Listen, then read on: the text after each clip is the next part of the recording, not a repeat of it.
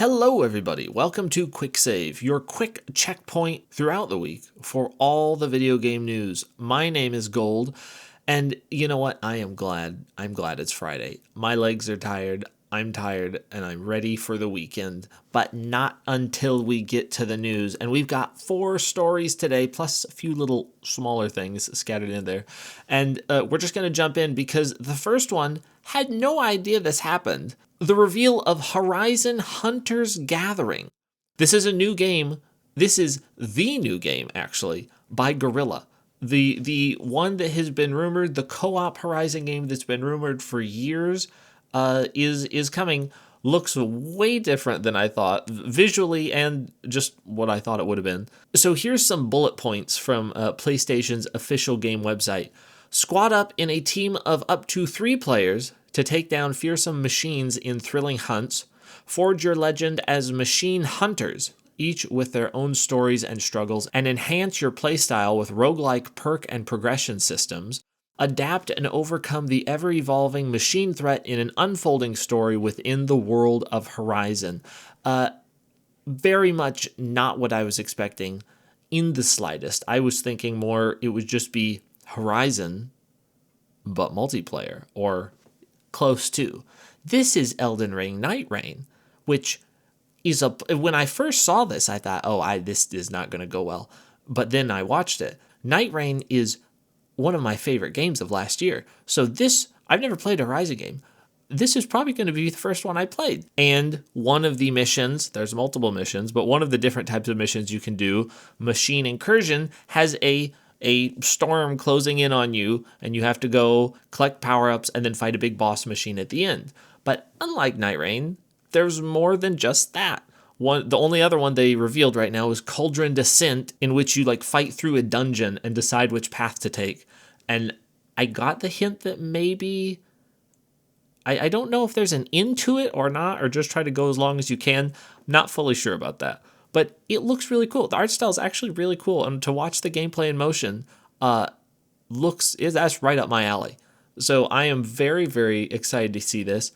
I hope it goes well for Guerrilla, but I hope it's not free to play. If it's free to play, that'll scare me because they're going to charge you arm and a leg for every new hero that comes out. I hope it's just like a $40 game. That's sort of the new cool thing to do among ARC Raiders and, well, not Expedition 33. That was 50, but close enough. And Night Rain and a bunch of other things, and I think that would work perfectly for this. But you don't have to wait long to try it because a first small-scale playtest is coming at the end of February. So, yes, it's good news all around, and I had no idea this was even coming. I wasn't sure if that game would ever see the light of day, and here it is, and it looks good. Okay, our second story is Highguard Episode 2 has come out, and first off, I've played 2 matches of Highguard, didn't really care for it, but I'm rooting for it. And you know what? It looks cool, and I will try it again because the Episode 2 patch notes sound really nice. First off, they have the new hero, Econ. He can turn into a wolf, so he does not ride a horse. He is the horse. And he is sort of like, if you've ever played Dota, Bloodseeker. He can see wounded enemies and gets a little speed boost with his ultimate to go after them. Looks really cool. The new map, Skydrift, looks super cool. The guy and the map both got their own individual trailers, which was, I didn't even know they were doing trailers. They were neat. They should have been the launch trailers. The Episode 1 trailer that was released yesterday should have been the launch trailer. Way cooler. It shows you way more of what the game actually is. They didn't even need to show gameplay at the Game Awards. I don't know what they're doing. But they're also adding ranked mode that they're making it where the bigger the win, the more XP you get, but the bigger the loss, the more XP you get. So if you completely smash the guys, they do no damage to your base, you're going to get a lot more XP, I'm assuming to your rank, which I think is cool. They have more updates to the gear up phase, to the quality of life, and just a bunch of new features like stats and a whole bevy of gameplay updates, plus more. So I'm keep rooting for Highguard. It looks cool. Well, it looks cool. And hopefully soon it will be. Our next story comes from Michael Kripe at IGN. The huge success of Arc Raiders gives Embark financial security and employment stability, $75 million budget estimate, not too far off.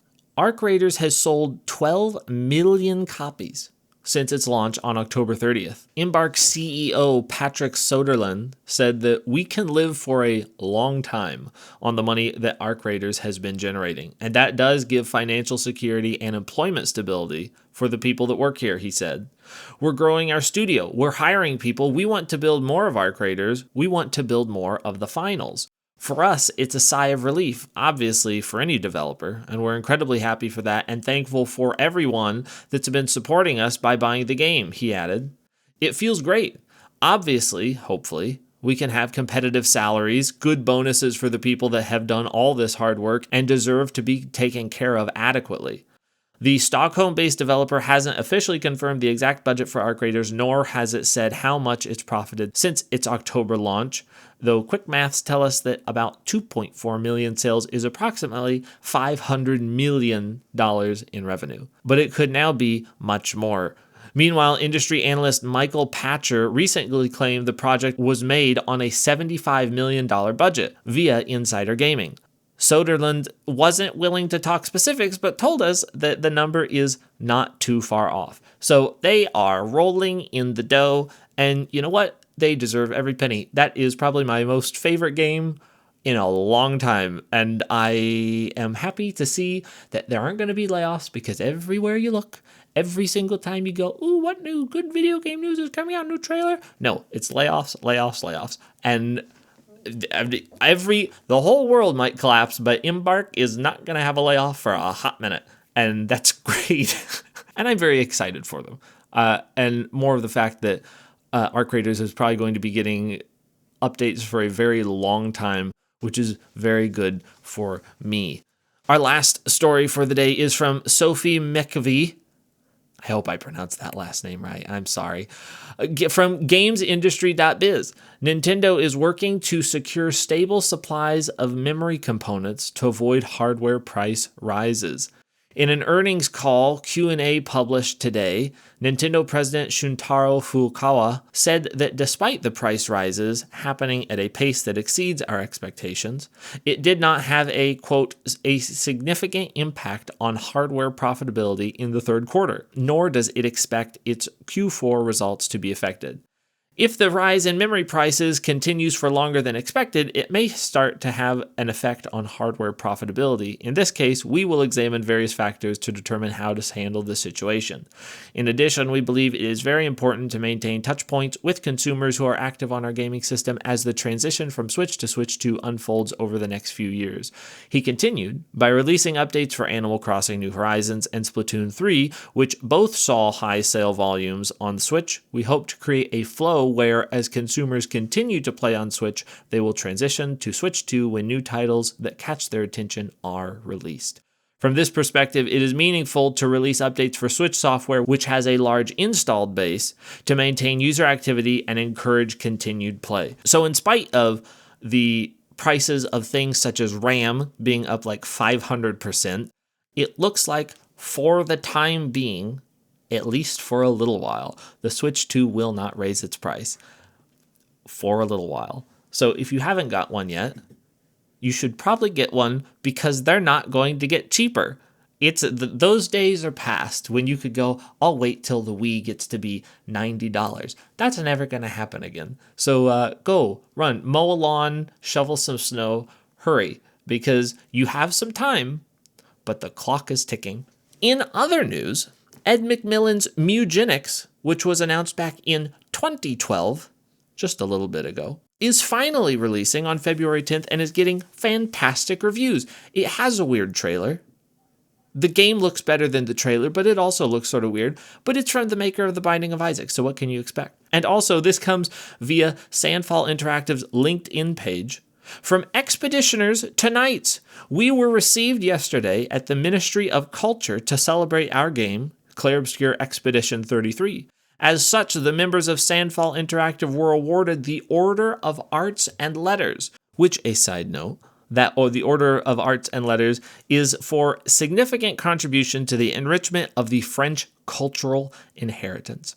They go on, this distinction honors us, and our deepest thanks go especially to our team who shaped this world and to the millions of players who have brought it to life. We hope that our journey will inspire all those who wish to take the plunge and create their own work. So congratulations to them. They are going to ride this high forever, and I can't wait to see what they do next. I'm very curious to see if they do Expedition 32, 32, 31? 34. Oh. Can we do 33 part 2? That gives like Final Fantasy vibes. That'd be sick.